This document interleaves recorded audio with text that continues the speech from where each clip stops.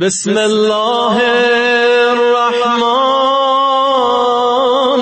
الرحيم اللهم كن لوليك الحجة ابن الحسن صلواتك عليه وعلى آبائه في هذه الساعة وفي كل ساعة وليا وحافظا وقائدا وناصرا ودليلا وعينا حتى تسكنه أرضك طوعا وتمتعه فيها طويلا.